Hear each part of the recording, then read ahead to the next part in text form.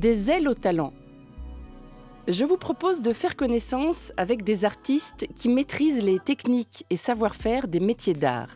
Des ailes au talent, c'est une série de portraits de femmes et d'hommes dont le talent et le parcours méritent d'être racontés. Des portraits littéraires. Nous avons choisi de donner la parole à des écrivaines et à des écrivains. Chaque épisode de ce podcast est donc le fruit d'une rencontre entre un artisan d'art et une plume.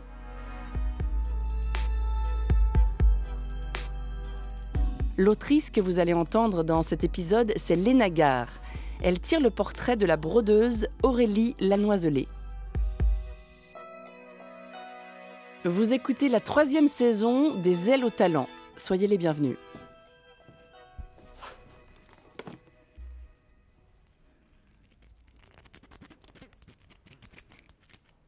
Bonjour, je m'appelle Aurélie Lanoiselet, je suis créatrice d'art textile. Ma spécialité, c'est la broderie.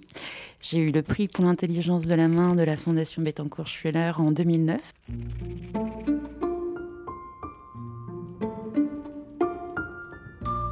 Aurélie Lanoiselet est un havre de poésie intranquille.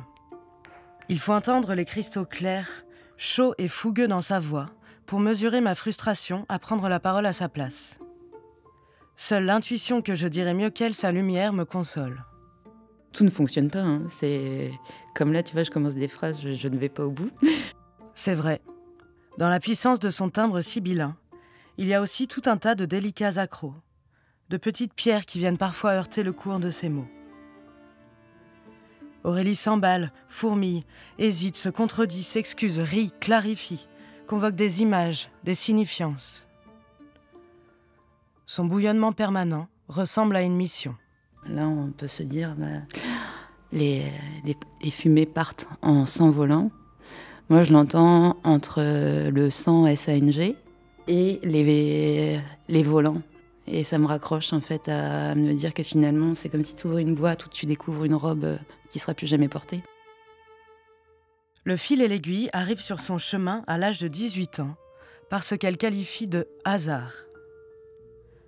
À l'école d'art appliqué du Perret, une styliste de passage la repère et lui demande de réaliser des aquarelles destinées à être traduites en broderie pour une collection de linge de maison. Mais lorsque les pièces sont livrées, c'est la douche froide. L'aquarelle, c'est un truc très léger, diaphane. Et les broderies qu'on a reçues, en fait, avec ces dessins, elles étaient lourdes, horribles. Enfermées, cerclées de noir.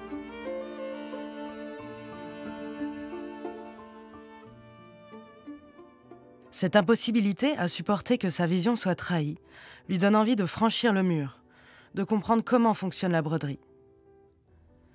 Elle, qui aime pourtant travailler vite, en grand, découvre un geste extrêmement dur, laborieux, ingrat, comme un non-choix, comme on part en pénitence. Elle rosit de gêne quand j'emploie le mot « vocation ». Elle dit « pragmatisme ». Il y a du boulot dans le linge de maison et elle a besoin d'être indépendante financièrement. Elle s'obstine à l'école, répète assidûment les techniques de point, aussi nombreux et nuancés que la gamme des couleurs. On peut les superposer, changer d'échelle, varier les fils, les rythmes, les hauteurs, les épaisseurs. Dans sa bouche, la broderie est un jeu, un monde de gestes à inventer, une esthétique des possibles. Mais en art appliqué, la frontière est souvent mince entre créativité et arrogance. Et à Duperré, sa curiosité débordante passe mal.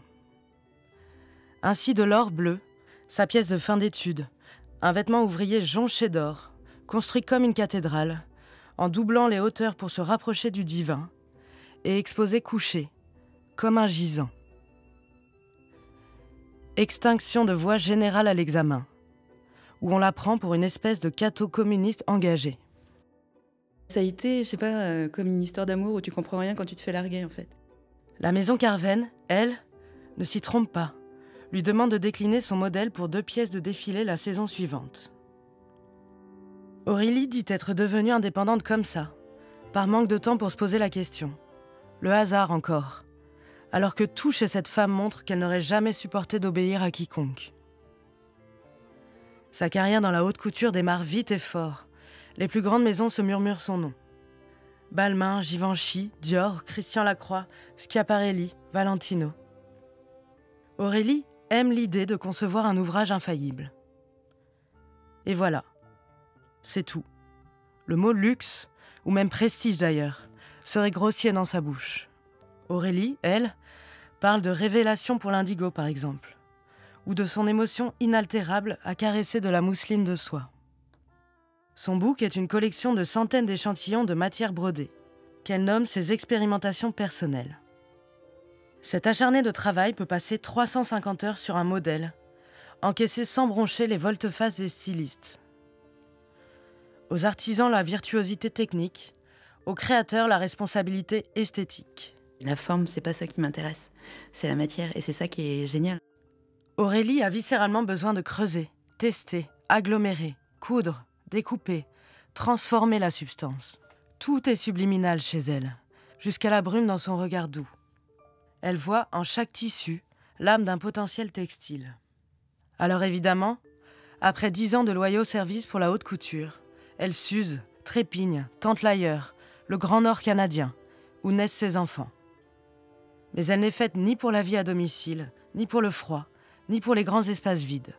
Cap sur la Belgique, où elle investit le numéro 17 de Zaventem Atelier, une friche industrielle réunissant artisans du cuir, du verre, du bois, du bronze, de la terre crue, du papier peint ou du sel. Ce joyeux laboratoire est une véritable bouffée d'oxygène. Quand on se frotte en tant qu'humain, on se découvre des points de porosité et en fait, ça donne envie de faire d'autres choses. Elle adapte sa technique à une multitude de nouveaux terrains de jeu. La maroquinerie, le design, la photo, l'ardoise, les luminaires, la tapisserie, les bijoux. Elle progresse au dialogue, à l'intuition, en cédant des trésors conservés dans ses précieuses malles. J'ai toujours eu tendance à ramasser tout ce que je trouvais. Comme la pipe, c'est qui est attirée par ce qui brille. ou tiens, voilà, un objet abandonné qui a toujours eu une petite histoire, en fait. Ouais. Aurélie fait confiance à l'absolu de son geste, s'abandonne à son inépuisable quête de sublimation. Elle commence des choses, fait fausse route, mais trouve un truc intéressant. Donc elle recommence autrement, elle recommence mieux. Elle ne pose son aiguille que lorsqu'elle est convaincue d'avoir enfin atteint la justesse visuelle. Dans ses mains, un tube aérosol devient un hippocampe. Un sac poubelle, un fil de lurex. Des papiers de bonbons, des sequins. On ne sait jamais, quand on commence, quand est-ce qu'on va dire « là, ça y est, c'est terminé ». Mais c'est quand tout fonctionne, en fait, au niveau de l'œil, du toucher, de ce que tu as voulu dire. Quand il est là, tu le vois, quoi. Aurélie se qualifie volontiers d'obsessionnelle, aime les échanges préliminaires à une collaboration, mais plus encore le silence et la solitude. Une manière d'être toujours d'accord avec elle-même. Elle confesse une préférence pour les tissus souples, en veut parfois au cuir et à sa rudesse. Elle rampe dans les sensations, cherche au toucher les points d'entrée, tâtonne dans les épaisseurs, s'abîme souvent le bout des doigts qu'elle ne peut pas protéger. Aucun projet ne se ressemble, et rien ne la réjouit plus que d'inventer des solutions connues d'elle seule. Moi, j'aime bien les accidents, en fait.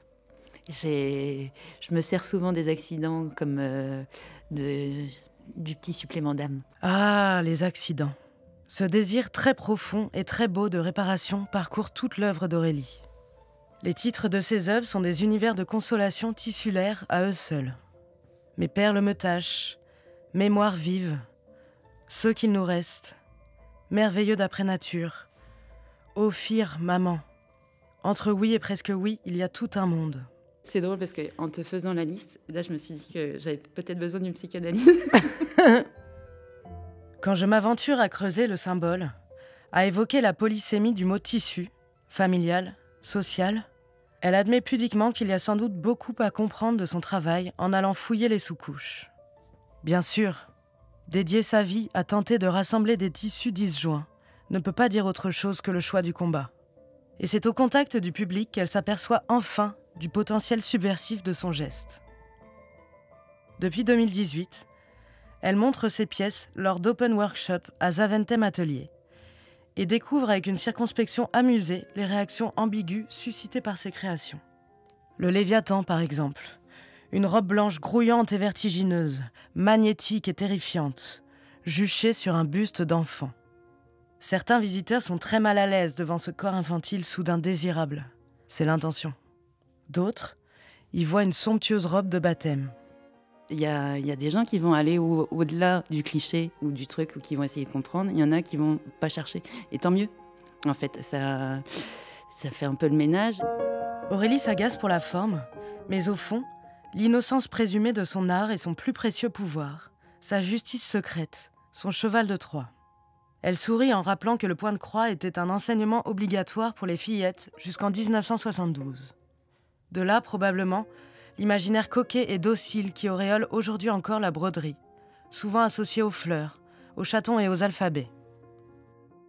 Elle se délecte de jouer de ses préjugés misogynes et condescendants pour attirer les regards vers un discours beaucoup plus engagé.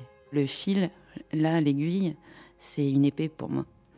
Et une toute petite épée donc, qui essaye de transpercer la matière. S'il faut des paillettes et de la dentelle pour que les gens s'approchent, eh bien tant mieux, très bien. Elle maîtrise et mise sur l'irréprochable résistance de son travail pour faire jaillir les véritables questionnements. Mais elle va bien la dentelle en fait.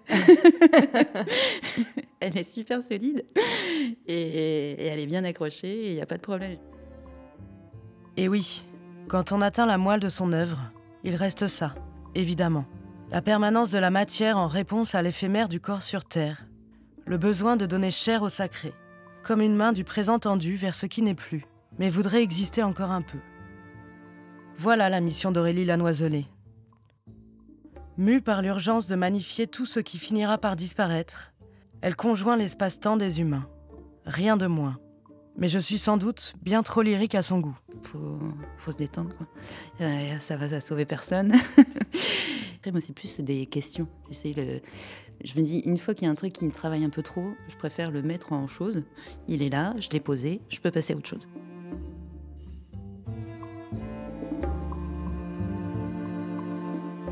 C'était le portrait de la brodeuse Aurélie Lanoiselet, un texte écrit et lu par Léna Gare. Des ailes au talent est un podcast de la Fondation Bettencourt-Schuller, réalisé par le studio Radio France en collaboration avec les éditions Gallimard.